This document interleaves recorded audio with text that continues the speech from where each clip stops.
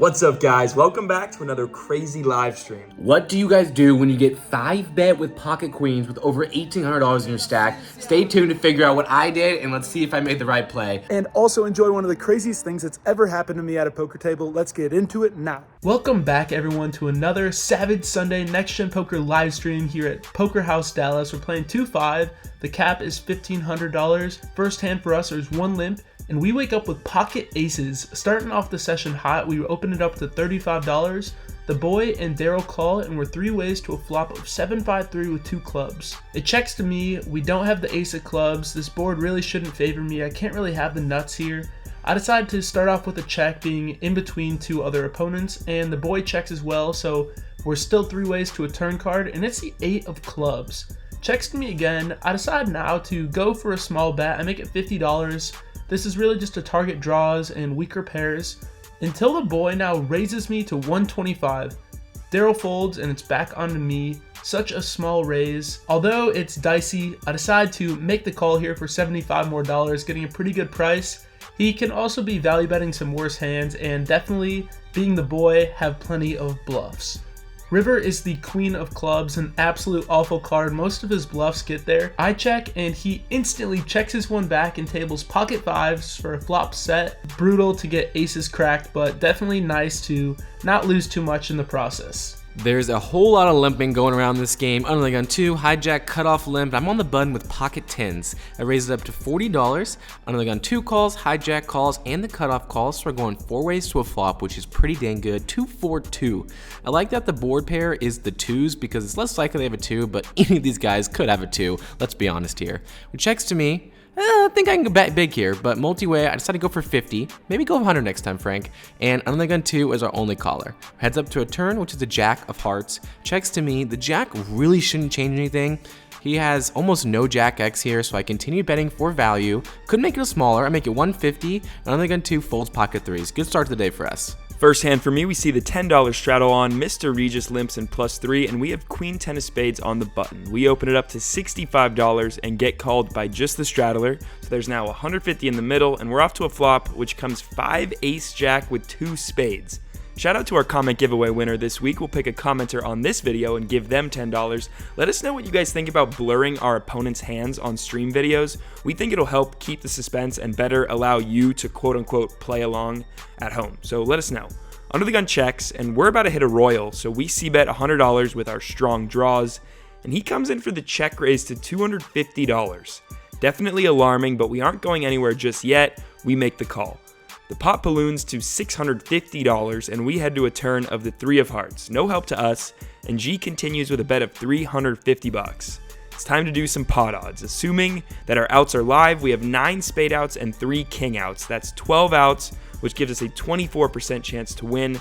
We have to call 350 to win 997, which gives us roughly 2.85 to 1 odds. That requires us to win 26% of the time, which is more than our 24% chance of actually winning. So we call ourselves a nerd and make the correct fold versus a set of 5s. So our outs were not clean after all. Whenever Jay opens the button, I want to play. He makes it $30 to go. Small blind Regis calls, and I look down, ace jack offsuit in the big blind. Definitely a spot. I'm going to squeeze it. Both of them have pretty wide ranges here, and I go 5x plus the caller, so I make it $180 to go, which seems pretty big. Jay makes the fold with 10-9 suited, but Mr. Regis with queen 10 is not folding. He hates folding, actually. He makes the call in the small blind, heading off to a flop, which comes ace 7-8 2 clubs.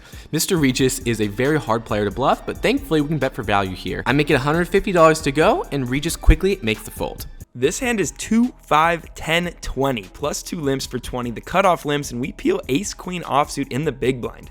We're going to open it up, and we're going to size big out of position facing a call happy table.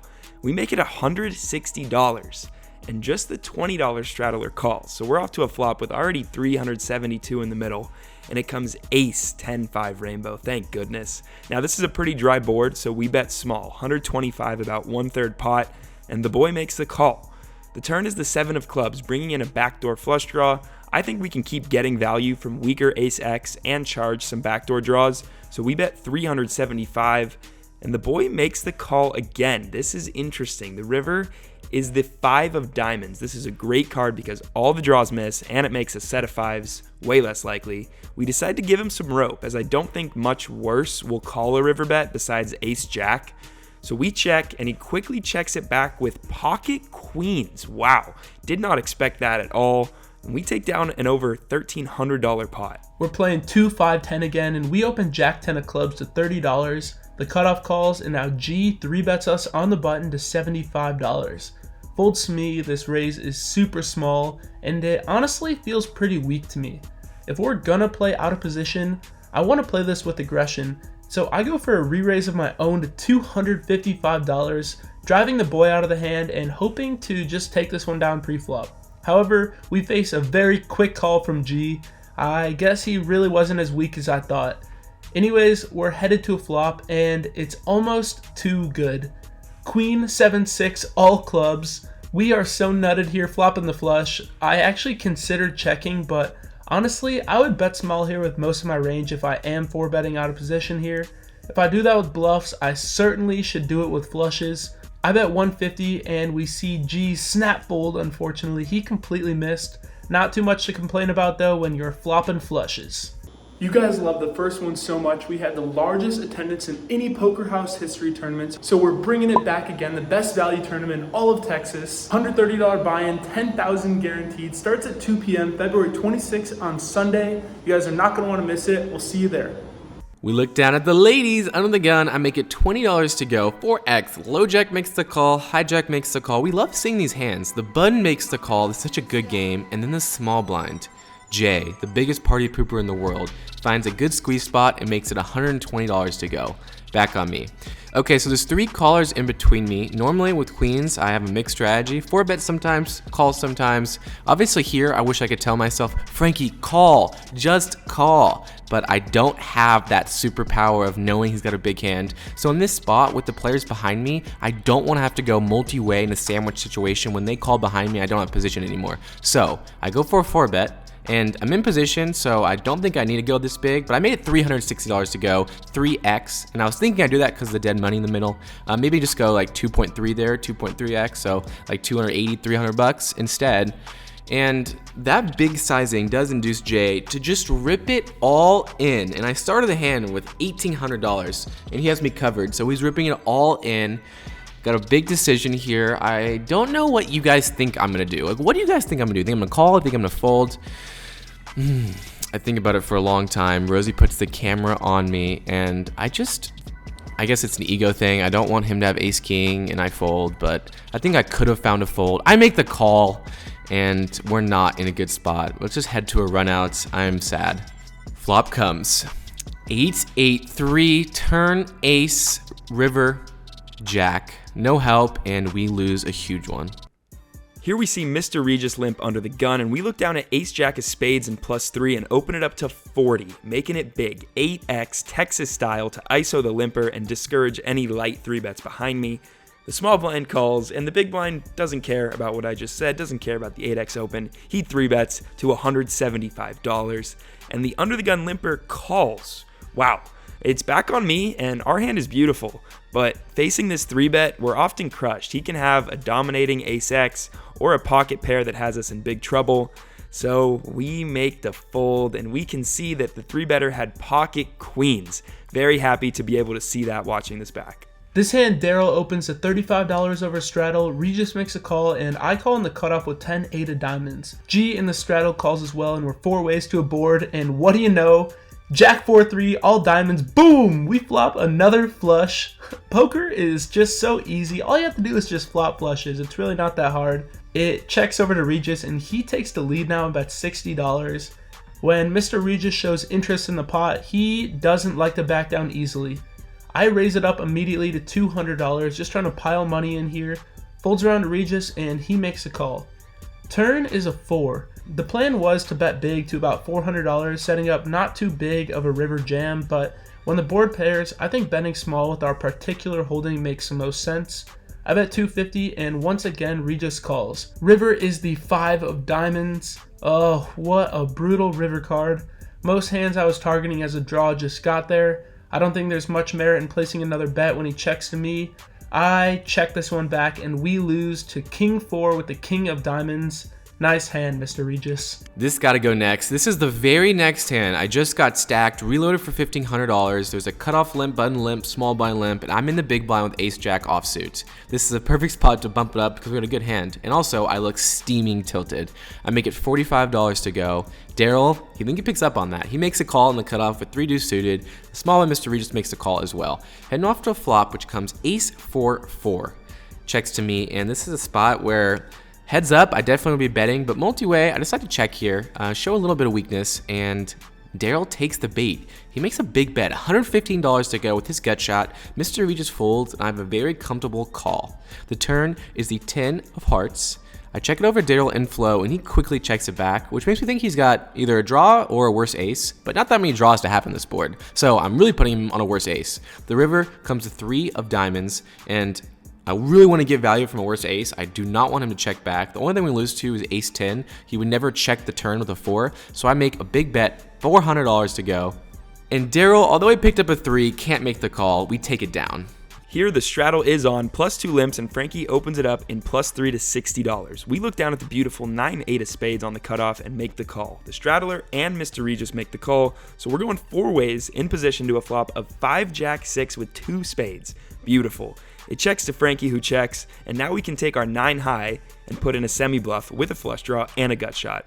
We bet $125 and it goes fold, fold, fold, and we profit $187 without actually having to hit our hand. This is a super interesting hand. There's 2 limps until Regis opens it up to $30 on the button. I wake up with ace 9 of clubs in the big blind. I expect both the limpers to call, so we're not getting too bad of a price to see a flop with the suited ace. I call in the big blind and both the limpers call as well, so we're 4 ways out of position to a flop of 9-8-3 rainbow.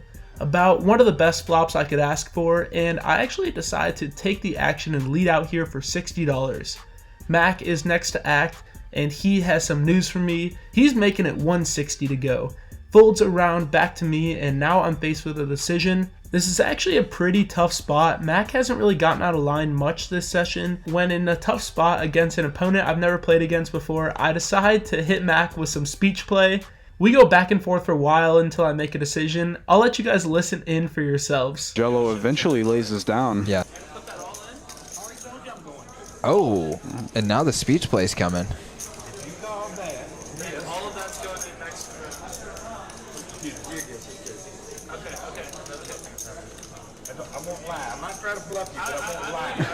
Wow, wow. 98.5%. He's really getting into it here, dude. This might be a candidate for bringing a player in.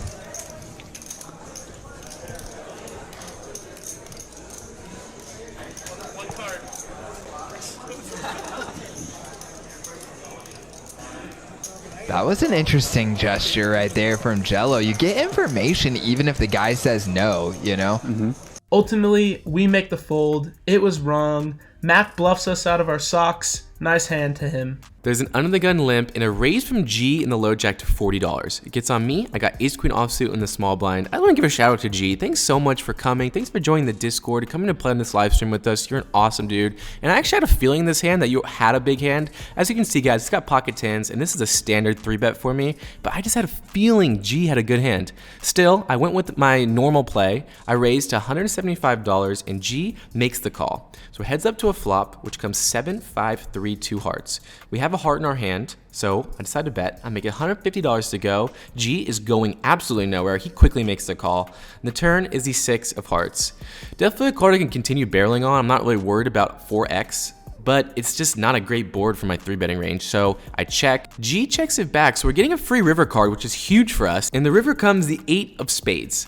660 in the middle, nothing to do, just check, give up, and G checks it back and takes down a good sized pot with pocket tens. Nice hand. All right, guys, my hand of the night. Mr. Regis limps in the hijack. Jello opens it up to 40 in the cutoff, and we see pocket aces on the button. Let's go. We 3-bet to 125, and only Mr. Regis makes the limp call. So we're off to a flop heads up, which comes king 3-6 rainbow. He checks to us. This is a super dry board. We go for a 1/3 C bet for $100, and he makes the call. The pot's now 500 and the turn is the 5 of clubs, and Mr. Regis checks to us again. Now the board is more connected and it is time to charge. I bet $275 and Mr. Regis comes in for the check raise to $775, and now it is time to think.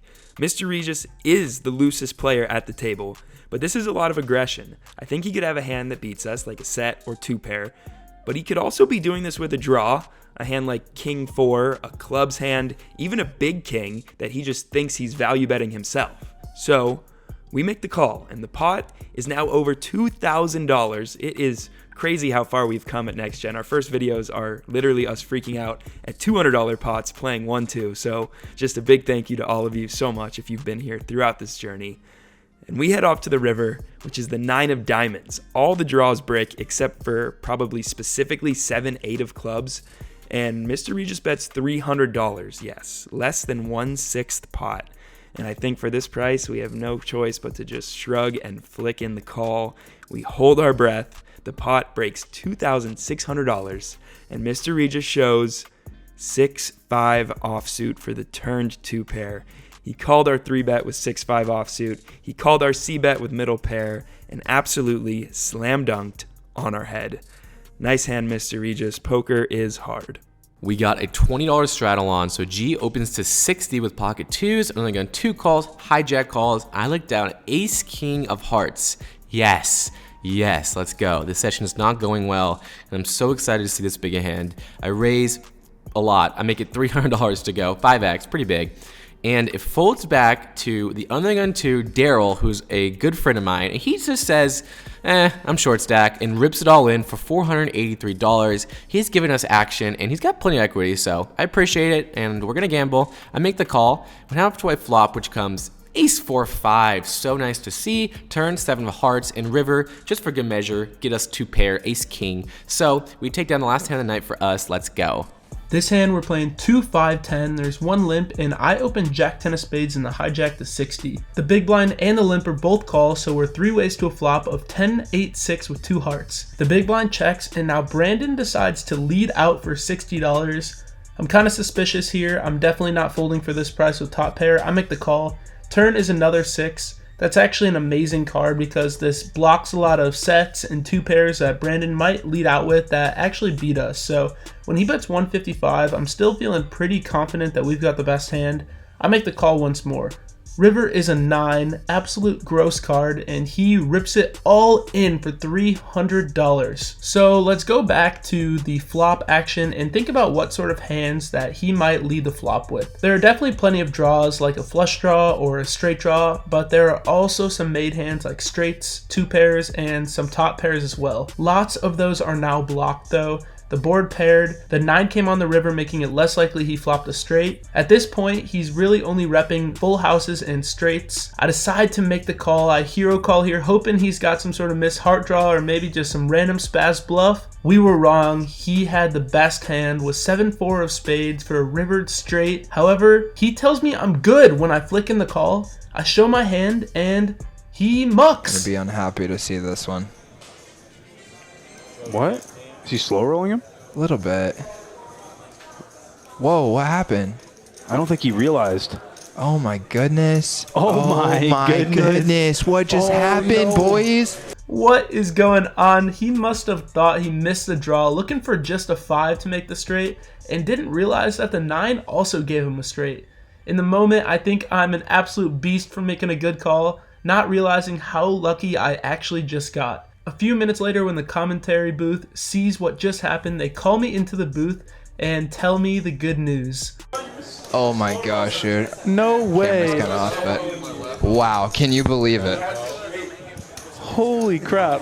Throws it in the muck. We were like, oh, cello. He just bangs the gut shot. Actually, it was a double gutter that he had.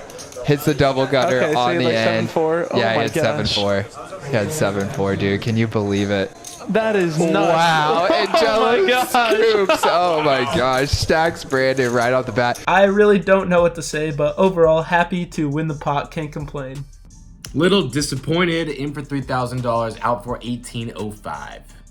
Lost $1,040, and I bet on Eagles money line. Good week for your boy. In for 1,000, out for 1,800. Thanks for watching.